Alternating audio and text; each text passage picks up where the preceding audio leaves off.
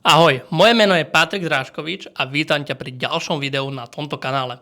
Dnes by som chcel s tebou rozobrať, ako mať ten najlepší podnikateľský nápad. Dám ti spoiler, najlepší podnikateľský nápad neexistuje. Čo sa týka nápadu, na internete vieš nájsť strašne veľa podnikateľských nápadov. Ale najlepší podnikateľský nápad je ten, ktorý reálne ty dokážeš niekomu vyriešiť nejaký problém. Ako náhle dokážeš riešiť problém, častokrát tí ľudia budú ochotní za vyriešenie toho problému aj zaplatiť. Zober si napríklad mňa. Ľudia potrebujú vyriešiť účtovníctvo. Nechcú to riešiť, nechcú si študovať zákony a ďalšie veci, tak oslovia mňa, aby som to vyriešil za nich. Áno, je pravda, že to je spolu zákona, že to musíš viesť, ale ja im riešim ten problém, že ich odbremeňujem od riešenia celej administratívy až po konečné uzatvorenie, daňové priznanie, účtovnú závierku. Ale čo sa týka teba, ty by si mal najlepšie riešiť podnikateľský nápad, ktorý si už zažil alebo si niekomu už niečo reálne dodal. Podnikateľský nápad nemusí byť kreatívny, nemusí byť ničom inovatívny. Tá inovácia prichádza už len v tom, že tú službu alebo ten produkt odprezentuješ ty sám. Každý človek je jedinečný. Keby toto video natáčalo 10 ľudí, tak toto video každý jeden človek podá úplne iným spôsobom. A to isté aj pri službách alebo pri predaji tovarov alebo služieb, pri podnikaní, každý jeden človek odprezentuje svoj produkt, svoju službu jedinečne. A v tomto je tá sila. Ty nemusíš byť jedinečný, ty nemusíš byť nejako prevratný, nejako inovatívny. Tebe stačí, pokiaľ danú službu alebo tovar, produkt odprezentuješ a dodáš zákazníkovi v požadovanej kvalite a budeš sa snažiť pre toho zákazníka spraviť čo najviac. Ja keď som začínal s účtovníctvom, bolo strašne veľa konkurencie okolo mňa. Myslel som si, že ja nemôžem byť v ničom inovatívny. A nakoniec ja som bol inovatívny vo svete účtovníctva, aj keď som to tak nebral, tak mi prichádzala od klientov spätná väzba, že nie som účtovník, ktorý je kvázi krávaťák, ale že som normálny človek, ktorý dokáže po lopate vysvetliť im, aké majú povinnosti, aké majú práva a dať im to všetko dokopy a komunikovať s nimi hlavne ľudsky.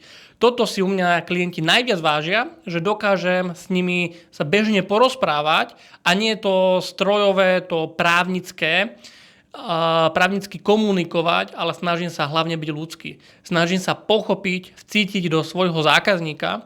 Tým pádom, ako náhle toto pochopíš, tak dokážeš tomu svojmu zákazníkovi ponúknuť najväčšiu hodnotu. Takže podnikateľský nápad, keď chceš nájsť, hľadaj tam, v čom si naozaj dobrý, alebo čo ťa doslova fakt, že na prvé miesto by som dal určite reklamnú agentúru.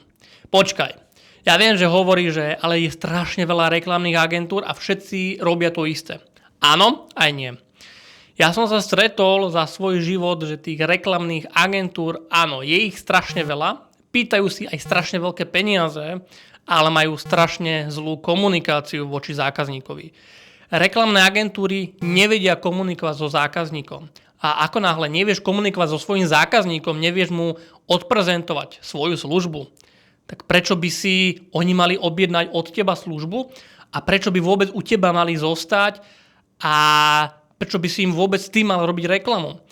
Je strašne veľa veľkých reklamných agentúr, ale oni sa zameriavajú na stredné až veľké podniky. Ako náhle sa budeš zameriavať na malinkých začínajúcich podnikateľov a budeš sa im snažiť pomôcť a posunúť ich biznis na vyššiu úroveň a hlavne im získať prvých zákazníkov, to sú klienti, ktorí s tebou ostanú fakt, že na dlho, na desiatky a na roky až desiatky rokov. To ti fakt garantujem. Ďalší podnikateľský nápad by som dal starostlivosť o mužov. Či už je to formou barbershopu, či už manikúra, pedikúra, starostlivosť o telo, o pokožku, čokoľvek, či už je to aj fitness tréner, je to perfektné, čo môže v dnešnej dobe začať. Zase počujem tvoju kritiku, že už je toho strašne veľa, kto teraz pôjde barbershop robiť, je ich strašne veľa.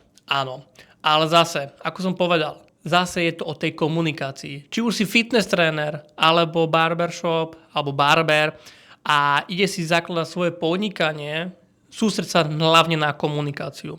Nebuď negatívny, ale snaž sa z toho zákazníka vycítiť a hlavne pri tomto musíš byť strašne úslužný. Ja ti odporúčam, pokiaľ chceš byť naozaj úslužný a zistiť, aké to je, nie je nič ľahšie, než keď si zabukuješ 1 alebo 2 noci v veľmi, veľmi luxusnom hoteli a tam zistíš, aké vôbec služby sa poskytujú a tam zistíš, ako by si to mohol pretaviť do svojho podnikania. Tým, že si zarezervuješ hotel za noc, dajme tomu 500 eur na noc, áno, je to drahé, ale na druhú stranu ber to ako investíciu do svojho podnikania.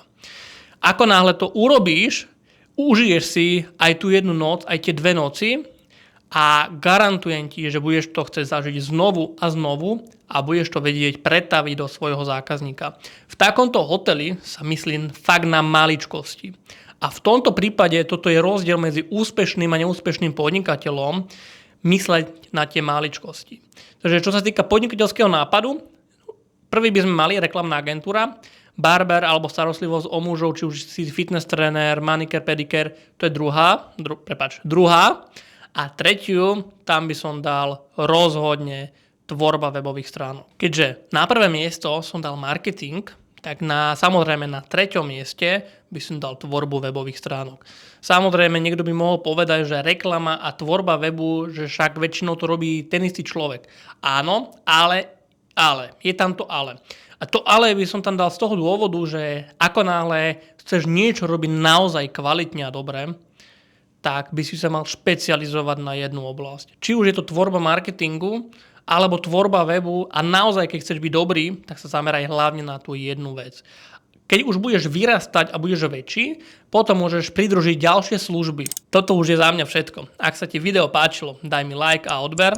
Ak sa ti páčia moje myšlienky a chcel by si aj ty začať podnikať a nevieš, ako sa ďalej naštartovať, som tu pre teba.